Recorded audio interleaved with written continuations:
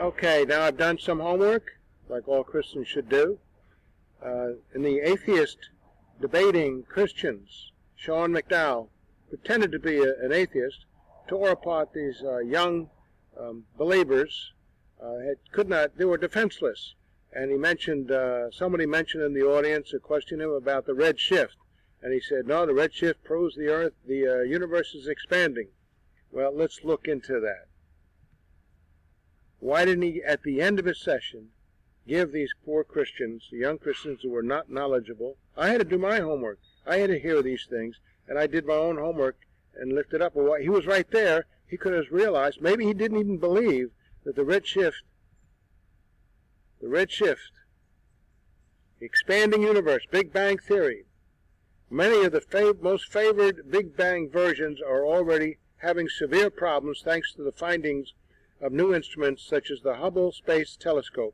For example, some measurements which were used to calculate the rate of the universe's expansion, if indeed the redshift of light means expansion at all, would have meant, if such cosmic evolutionary speculations were factual, that the universe was younger than the alleged ages of some of the stars. They don't mention that. As optical telescopes are improved, enabling astronomers to look even farther out into space, Big Bangers have eagerly expected that there would be a consistent pattern found such that at greater red shifts, assumed to be bigger distances, there would be even younger, in cosmic evolutionary terms, galaxies. It turns out that most of the galaxies at high red shifts are indeed dominated by blue stars. And this is the color which the present theory expects from stars which have not been burning as long as red ones. And there is a striking variety of shapes. While this is not very specific, it does match the Big Bang's expectations in a general sense. It could also match a number of creationist cosmological scenarios also. Notice sometimes an evolutionist will say, this is blah, blah, blah, and it proves evolution. Actually, it proves the young creation thing as well, in a different way. But they don't mention that. However, it only takes one black swan to disprove the notion that all swans are white. And there are, in fact, several galaxies in the same redshift zone which are not blue, but red. The most perplexing such galaxy to date has an apparent age, according to evolutionary theories, of 3.5 billion years, which is far too old for a galaxy at such an allegedly early stage redshift of the universe's history. So do we have the end of the Big Bang? No, they're just going to come up with more unfactual stuff. In addition, the distant universe is causing a headache for being far too clumpy for the popular Big Bang scenario. After a decade ago, astronomers doing large-scale 3D mapping of positions of galaxies were surprised to find that the universe was incredibly clumpy, with huge sheets of galaxies, one dubbed the Great Wall, alternating with massive voids. Even back then, it was stated that there should not have been enough time for an exploding mass to form such large-scale structures. Although cosmologists had a hard time learning to live with this reality, they could at least comfort themselves with the knowledge that the early universe would turn out to be a better match their predictions. By looking back out far enough, in other words, out far enough, the universe would get progressively smoother. Unfortunately for the theory, it is beginning to look as if it is just as lumpy as a long way out as well. Preliminary observations strongly suggest that there are many structures the size and shape of the Great Wall, but dozens of times farther away. In fact, such clustering is turning up in one part of the sky that includes the faintest and most distant galaxies observed. Will this mean the end of the Big Bang? We suspect not, because this model has long been noted by some to be sufficiently vague to be remarkably flexible. Presumably, if the past is any guide, twiddling a few more knobs on the model will probably be able to salvage it once more. There are all manner of variables which can be shuffled at will in computer models changes in the expansion rate. You know what that means? You presume certain things are true which you haven't proved yet in order to prove your other thing which isn't true. The density of mass in the universe, one can assume almost any amount of invisible dark matter. The existence of a hypothetical cosmological constant. Oh yeah, dark matter. We don't see it, but we know it's there because the effects must be there because we want to produce our own theory as viable. It's not even a theory, it's a hope. There have even been suggestions that the law of gravity may not have been the same in the early universe. Therefore, that'll answer more questions. Prove that out. It isn't proved. To prove something else out that isn't proved. Therefore, it is no surprise that the seeming conflict between the age of the universe and the age of some of its stars has almost been solved by some frantic adjustments. The calculations giving ages of the oldest stars range from 12 to 15 billion years. Astronomers now are coming to agreement on an age range of the universe of 8 to 12 billion years. As close as the overlap is, it is enough to save the day for the movement. Just adjust the numbers. That's like an accountant. It's got 2 books. Redshifts. However, there is another set of awkward, uncomfortable observations which have loomed to the background for around 20 years now, which, if correct, have been said to have awesome implications, even to the extent of being the death knell for any Big Bang concept.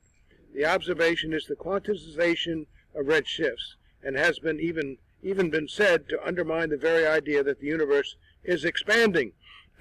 Remember this, if the universe is not expanding, if it's a certain size, and if the Earth, we don't know, we're in the bottom half of the Milky Way, if it's confined and the Earth is in the center of the universe, then things can happen very, very quickly at the center of the universe and take millions or more years on the outskirts. But since we're in the middle of it, we see things that happen in a matter of days or less, where on the outskirts of it, if that were the case, it would take millions of years. So time depends upon the gravitational force, and if we're in the center of the gravitational of the whole universe, then time is very, very quickly going to show things happen, whereas way back there, if you're out there in a rocket ship in a spacesuit, millions of years away, it'll take millions of years. What is it about? Astronomer William Tift of the University of Arizona was the first to claim that the red shifts, the degree to which the light from stars is shifted to the red end of the spectrum, which is supposed to measure the speed at which the star is moving away, and hence how far away it is, of galaxies fall into distinct packets or quanta like the rungs of a ladder. This would be like saying that if you measured the speed of particles coming out of an explosion, instead of being evenly distributed across a range of velocities, they fell into groups, for example, 100 kilometers an hour, 200 kilometers, 300, and so on. Tift was ignored at first, but continued to amass data for many years, most showing the same effect. Now, in a major study of more than 200 galaxies using very sensitive equipment, 2 University UK, the United Kingdom astronomers, Oxford's Bill Napier and Bruce Guthrie from Edinburgh, claim to have the best evidence yet that the phenomenon is real. This time, even some former skeptics of the claim are taking it seriously enough to warrant getting involved in the debate, suggesting proposals to test it further, and so on. So now it's Wednesday. Things have changed. I haven't heard anything from the opposing camp yet, though. Mike Disney of Cardiff's University of Wales says that if it keeps on holding up, it might turn standard cosmology on its ear. He says, it would mean abandoning a great deal of present of research. All attempts to try to explain it within conventional models are, to put it mildly, highly unorthodox. And it is stated that if it does survive the next round of tests, theorists will have a sticky problem trying to explain it. James Peebles of Princeton, whose pet Big Bang cosmology is the big loser if this is right, says he treats the claims with extreme caution for this very reason, saying that he is not being dogmatic and saying it can't happen, but if it does, it's a real shocker. However, the data are already very impressive. According to Bill Napier, they tried hard to avoid concluding that the redshifts were quantized, but failed.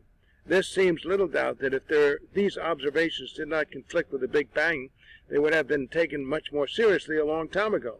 The problem seems to be, as prominent astronomer Jeffrey Burbidge puts it, Burbidge is professor of physics at the University of California, San Diego, Big Bang cosmology is probably as widely believed as has been any theory of the universe in the history of the Western civilization. After all, we have a TV program that supports it all the time, the Big Bang Theory, remember?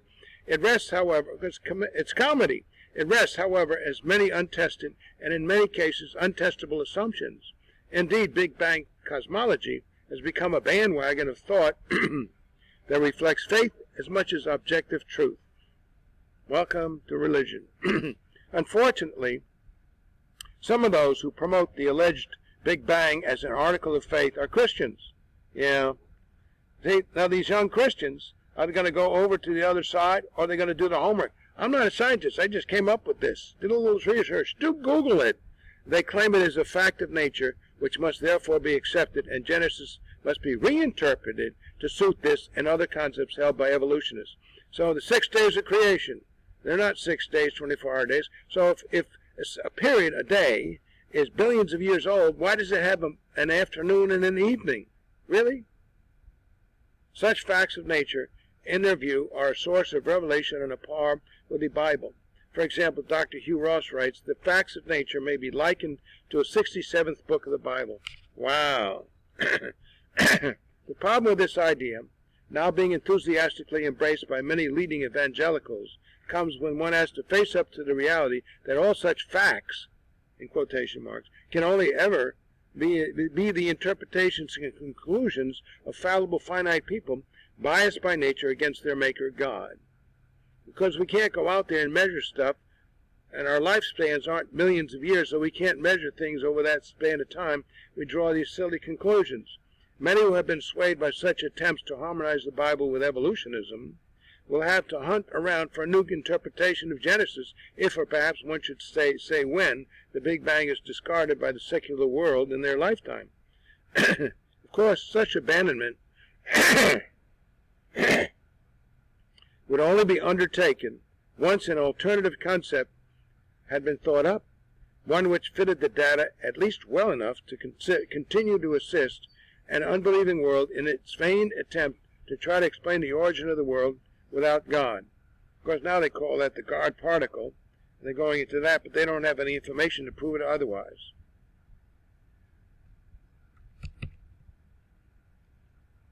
So Newton's first 2 laws of thermodynamics actually confound the Big Bang theory.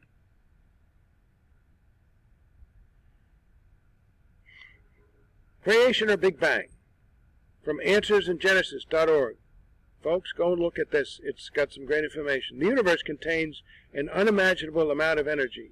Your little finger alone holds enough to power a major city for months. Where did all this energy come from? The answer has been put to naturalistic scientists on the horns of a dilemma, but believers see this fact as another reason to wonder in awe at the Creator's power. 2 conflicting laws. In the early 20th century, physicists came to realize that energy and mass are equivalent.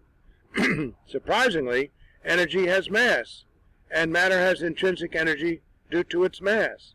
Energy can be converted into matter, and the energy in matter can be liberated into other forms following Einstein's, who's that? Einstein's famous equation, E equals mc squared, where E is energy, m is mass, and c is the speed of light. This means the universe contains a tremendous amount of energy, not just in conventional forms, but as matter. So where's the problem for secular scientists? Physicists have long recognized the first law of thermodynamics, that energy can neither be created nor destroyed. Now, this was brought up by my so-called fake evangelist, fake atheist, and he never answered it in the proper manner. Since matter and energy are equivalent, the sudden appearance of all the matter in the universe would violate this fundamental physical law.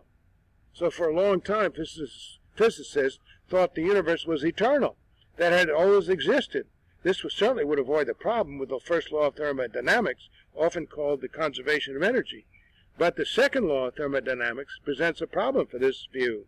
While the first law says that the total energy of the universe does not change, the second law decrees that the amount of energy useful for work is continually decreasing. Eventually, given enough time, all the energy of the universe would equalize. Without useful energy, work is impossible.